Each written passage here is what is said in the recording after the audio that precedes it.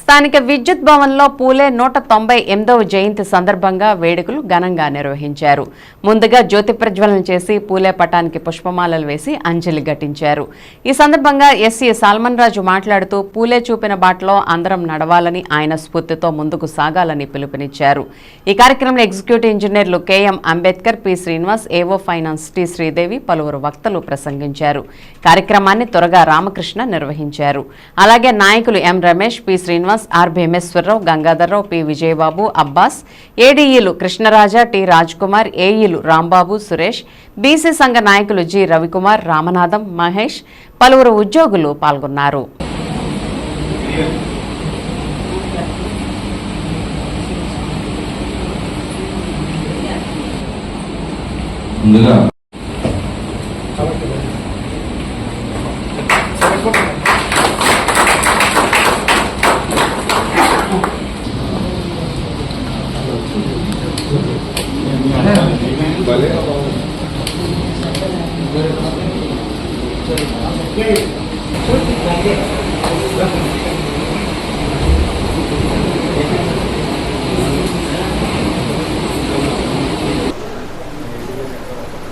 రాలే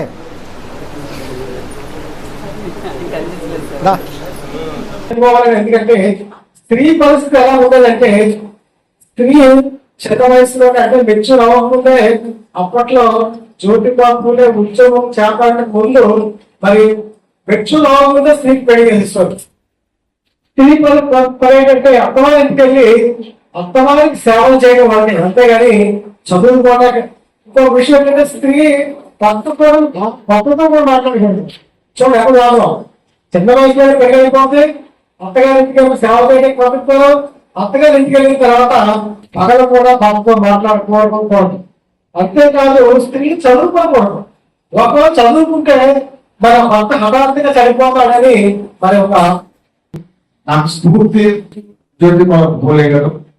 మరి అటువంటి మహానీయుడిని స్మరించుకుంటూ ఆయన ఏదైతే ముఖ్యంగా మహిళలకి విద్యావేత్తలు చేసిన రోజే సమాజం అభివృద్ధి చెందుతుందని చెప్పి ఆ రోజుగా ఆయన అంతటి మంచి విషయాన్ని గ్రహించారు. ఈ రోజు మనం చూస్తున్నాం మన కంపెనీలో చాలా కీ పోస్టుల్లో మహిళలు వచ్చి మరి మన అభివృద్ధికి వాళ్ళకి కారణమవుతున్నారు.